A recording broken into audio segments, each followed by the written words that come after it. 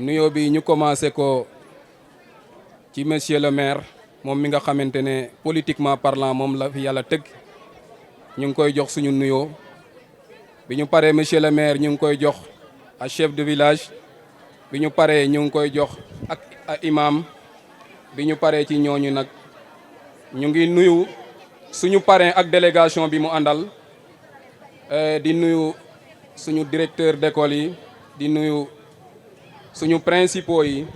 di nuyu maintenant amicale bi à travers son président bëggoon naa intervenir ci français mais la majorité ici ne comprennent pas le français ou bien il y a des gens qui sont concernés et doivent recevoir le message comme il le faut. Je suis obligé de m'exprimer en wolof. Vous me pardonnez ça. mbokk yi fi teew ma bëgg a wax ak yéen ne comme ni ko gars yi waxee man la Moustapha Diouf dëkk Pouxam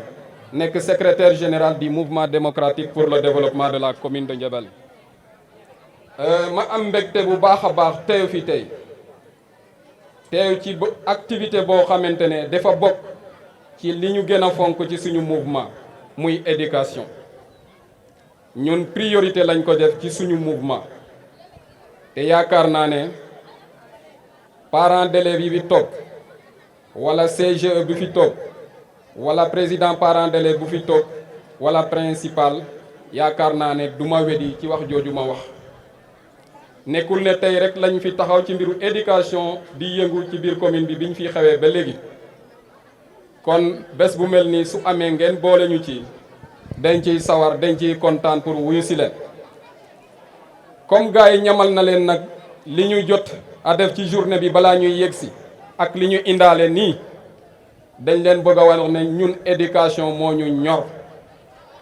biiru commune Ndiabel képp ku nekk ci éducation bugg koo doxal foo ñu woo ñu wuyu la heure boo ñu woo ñu wuyu la te dinañ indaale liñ ci man bu neexee yàlla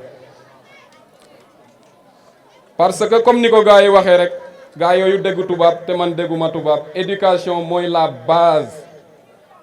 foo dem su ngeen bëggee am développement éducation ngeen di njëkke kon nañu fonk éducation nañ ko jox ak xam éducation pour mu réussir nag am na ñoo xamante ne ñoom ñoo ko war a doxal parce que il y a ce qu'on appelle la communauté éducative qui est composée des parents d'élèves l'administration l'État les élèves ñooñu ku ne ci ñoom am na jéego bi mu ci war a def pour mu dox mbir mi su doxul nañu bàyyi di ko joxoñ kenn ci groupe boobu su doxul am na ñoo xamante ne ci groupe boobu dañoo deful seen wàll defuñu li ñu war a def parents d'élèves avant tout yow sa élève da nga koy wutal ay kayit yu leer nañ pour ñu mën koo accepter école deuxièmement soo inscrire sa élève da nga koy topp di ko saytu xam kan moo koy jàngal ndax mu ngi avancé ndax avancé wul normalement ñi koy jàngal da nga leen war xam mais sani élève école pare nga ci xamoo ki koy jàngal xamoo fu muy jàngal te su doxul nga dem ci joxoñ enseignant bi bu boobaa yow yaa ngi ci toor ba pare bugg a toorloo nit nañ ko moytu. Les parents d'élèves ont une grande responsabilité dans les études de leurs enfants comme l'État encore État mënuñoo wax lu bari ci moom parce que lu mu tuuti tuuti il y a un lieu qui est occupé et État def na ci lim ci war a def wala lu bari boobu parce que ndar xëyul sotti État mu ngi jëm lim man bien vrai que am na lu bari lu des mais li des xam naa ne diggante mag enseignants yi la gën a bari te ñun ñu ngi ci combat boobu bépp muy jeexee État it na gën a góorgóorlu jox éducation akam enseignants yi mu jox leen seen ak traité leen ni mu leen war a traité su ngeen bëgg éducation bi développé wu. c'est la part de l'État État lay waxal foofu bu ñu paree ci État l'administration am naa yaakaar ne ñoom it am nañ ci taxawaay parce que sama mbokku enseignants yi man mii di wax ak yéen je suis un professeur d'anglais man xam naa li xew ci biir lépp li nekk ci biir man xam naa ko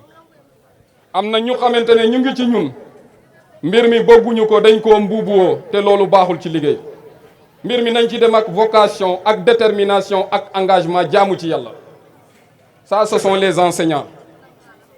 jàngale say doom say jerbaat say mbokk même suñ la fayul xaalis kooku yàlla dina la ko fay nañu xool ci loolu tëgg góorgóorlu bu baax a baax jàppaat mbir mi. loolu suñ ci jógee dañuy ñam ci élèves yu tuuti les élèves génération tey bi man dama leen di wax lenn vous avez un problème de volonté et d'engagement. élèves yi léegi jàngatuñu élèves yi léegi dañuy def lu leen neex tey la njàng gën a yomb tey la njàng gën a kii pour nga jàng tey nga gën a mën a am les conditions toutes les conditions sont réunies pour les élèves toutes les conditions mais élèves yi en général amuñu volonté te li ñuy def gëmuñu ko loolu moo tax mbir mi di demee ni muy demee il faut ngeen am volonté gëm seen bopp ñun bi ñu tolloo seen place opportunité wala li ngeen amoon ñun amuñu woon le tiers sax amuñ ko woon da nga gën gis ku am certificat dem jànge ji Thiès ñii Kaolack parce que boobu ay CM amul nii waaye léegi da ngay yeewoo sa kër dem jàngi wàccaat ñëw añ ñëwaat loolu soo jàngul am na lu xew élèves yi il faut ñu wax ci ñoom dafa yomb lool cette génération là j'appelle cette génération la génération de la facilité ça c'est très grave dañoo bëgg lu yomb trop te man naxante xejuma ci su ngeen xamoon ne ci naxante lay doon bu boobaa bu leen ma woo fi man xaw ma yooyu man je parle directement les choses telles qu'elles sont lu ma ci jëlee je m'en fous donc les élèves vous avez une part de responsabilité am leen volonté am leen engagement te boole ci am yar ci ñi leen di jàngal ki lay jàngal yow da nga koo war a jox cër ba mu mat sëkk soo bëggee barkele yaakaar naa ne condition yooyu ku ne su béyee waaram ci tool bi am naa yaakaar ne éducation dina jëm ci kanam nañu bàyyi mbir doxul rek ñu joxoñ kenn alors que am na ñu bëri ñu nekk ci biir te defuñu li ñu war a def kon loolu laa indaale woon pour wax ko élèves yi et su ma jógee ci loolu damay gërëm suñu mbokku acteurs politiques yi fi teew parce que c'est tout à fait normal et je commence par le parrain tuddee la bés yombul bés bu toll nii ñu bàyyi la ko yombul soo ñëwee wuyu si rek presque yow joué nga sa rôle kon parrain ñu ngi lay nuyu ci sa tur ak sa sant te di la gërëm bu baax a baax ci disponibilité bi. loolu nag suñu nuyoo parrain dañoo wax ne au début monsieur le maire lañ njëkkee parce que moo ñu dalal en parlant de la politique monsieur le maire moo ñu dalal wala équipe am monsieur le maire kooku sama diggante ak moom du ma sori représentant yi fi nekk du ma sori man li ma leen di wax toujours rek. mbir mi nañ ko rafetal te teg ko ci yoon nañ ko rafetal te teg ko ci yoon waa tool bi ñoo ko bokk ku ne waaram la ci war a béy jarul xiiroo jarul ŋaayoo politique bi xew Sénégal nag dafee war a jóge politique u saagante ay xasante politique u ay suulante ay mbóot qu'est-ce que cela veut dire loolu ban intérêt la amal population bi te dañuy dem ci élection nañu moytu loolu nañu bàyyi politique boobu. Nous sommes à l'heure de la pratique et de l'action. Nous sommes à l'heure de la pratique et de l'action. En bas la théorie, en bas le folklore. Ça c'est pour les politiciens ou bien les hommes politiques. Nañu wàññi wax ji te dem ci jëf waxtu jëf lañu tollu nañu bàyyi askan bi ñuy rey ak coow lu bëri coow li bëri na lool te àndul ak jëf lii mënul développer réew lii mënul développer commune ça c'est inadmissible. Passons à l'action, c'est l'essentiel. su doon ne théorie mooy développer Sénégal c'est depuis Senghor que le Sénégal di développer kon depuis Senghor la Sénégal di développer man maa ko wax mais avec Senghor ça n'a pas marché Abdou Diouf est venu ça n'a pas marché Abdoulaye Wade est venu ça n'a pas marché avec Macky Sall vous avez vu ce qui se passe dans ce pays donc il faut qu'on change de stratégie et d'arme de lutte pour accéder au développement loolu yaakaar naa ne ñun ñëpp war nañ koo seetlu te nañu bàyyi di yaakaar ne politique mbiru diplôme la wala mbiru njàng bu sori la ça c'est faux su nekkoon loolu Senghor était un agrégé Abdoulaye Wade se vantait comme étant le plus diplômé le plus diplômé de l'Afrique boobu ko mën naa ko waxee noonu comme doxul ak ñooñu kon mbir mi du diplôme mbir mi lan la suñu buggee réew mi développé nañu changer jikko yi suñu buggee commune Ndiabel développé nañu changer jikko yi ñun politiciens yi wala homme politique yi di wax dëgg di jëf te di yërmante di ànd ak solidarité te mu ànd ak respect mbir mi jarul loolu daal moom laa xalaatoon ne moom danaa ko wax fii tey su ko defee man maa ngi wax ci turu MDDC le coordonnateur Ismaïla Sène qui est tellement pris encore délégation bi waroon na fekk xup ëpp nii waaye comme dañoo jóge Kër Mbagne Diop te ñu am suñu benn ñooñ bu fa am décès loolu moo tax ñu délégation bi ñu réduire ko ne mënuñoo jóge foofu ci xumbaare loolu moo tax délégation bi mel nii te man sax en général li ma leen di wax ci en politique dama leen naan man je préfère la qualité à la quantité parce que gars yi ñoo wax ne benn nandite moo gën camion ngaaka man loolu laa gëm te moom lay doxe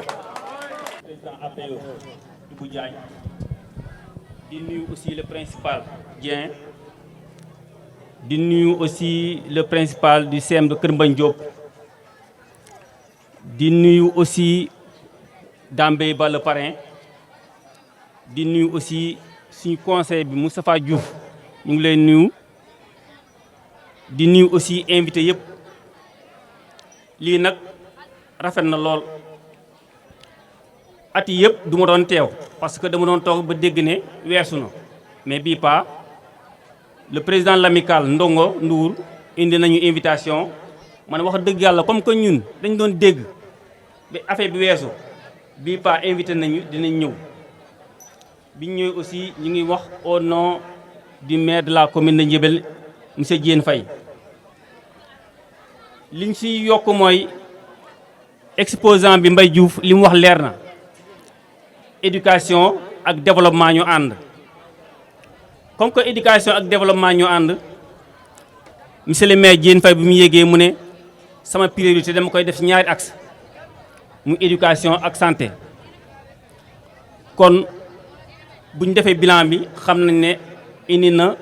def na lu am solo ci wàllu éducation bu ñu xaymaa mën nañu wax ne ëpp na 150 millions de 2014 à 2021 commune bi investir na ko ci wàllu éducation te loolu bu ngeen demee sur le terrain dangeen ko gis c'est concret ci wàllu construction ñu ne xale yi bu ñu jàngee ba am bac aussi bu ñu demee Dakar war nañu am fu ñu ne ñu luye leen benn appartement à 150 000 francs par mois mairie moo koy fay te ren tamit anticiper nañ de janvier à décembre maire débloqué na 1 million 800 000 jox ko étudiants yi pour ñu fay seen appartement kon moom priorité mooy éducation si wàllu primaire bi chaque année